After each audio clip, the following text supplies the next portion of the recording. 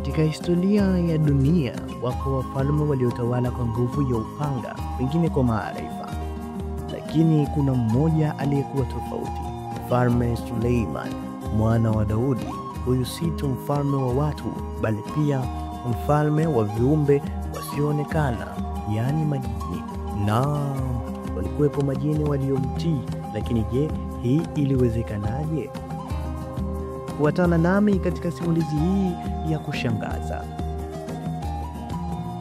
Inaelezwa katika maandiko matakatifu kuwa Mfalme Suleiman alipewa na Mungu hekima ya hali ya juu, uwezo wa kuongoza kwa uadilifu na zawadi ya kipekee, kuzungumza na kuamrisha majini, wanyama, hata upepo.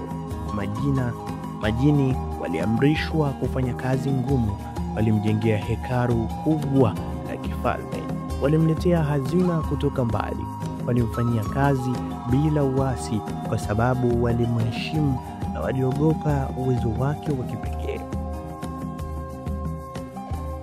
Kuna kisa maarufu kinachosimuliwa na wanazuoni wa zamani. Inasemekana kuwa jini mmoja mwenye hila aliwahi kujaribu kuchukua pete ya kifalme ya Suleiman, pete iliyokuwa na jina la Mungu na ndiyo iliyokuwa chanzo cha mamlaka yake juu ya majini. Kwa muda mfupi, jini huyo alivaa pete hiyo na kujifanya kuwa mfalme, lakini hekima ya Suleiman ilimrudisha katika nafasi yake ya kweli, na jini huyo alirudishwa utumwani. Hapo ndipo ikajulikana kuwa hekima ni silaha kubwa kuliko hila. Pete ya Mfalme Suleiman, baadhi huita Seal of Solomon, inasemekana kuwa na alama ya nguvu za kiroho, na ndiyo inayomwezesha kuwaita na kuwaamrisha majini kwa jina la Mungu. Wengine huamini kuwa ndani ya pete hiyo kulikuwa na jina la Mwenyezi Mungu lililoandikwa kwa lugha takatifu, ambalo hata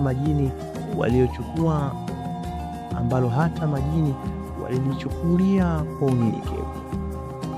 Suleiman hakutumia uwezo wake vibaya, badala yake alitumia majini kujenga, si kubomoa. Aliwaongoza watu kwa hekima, si kwa hofu. Alijua kuwa mamlaka yote isiyo na maadili huishia kudhoofika. Kisa cha Mfalme Suleiman kutawala majini si hadithi tu ya kale, ni ujumbe kwetu leo kwamba hekima ni nguvu kuliko nguvu za kawaida. Mamlaka ya kweli huja kwa uadilifu na unyenyekevu, na hata majini wanaweza kumtii binadamu pale binadamu anapomcha Mungu. Je, ungependa kujua zaidi kuhusu pete ya Suleiman au miujiza yake mengine? Endelea kufuatilia simulizi hizi za kihistoria, maana ndani yake kuna siri kubwa za dunia. Hii ni ile ijayo nitakayokuletea hapa.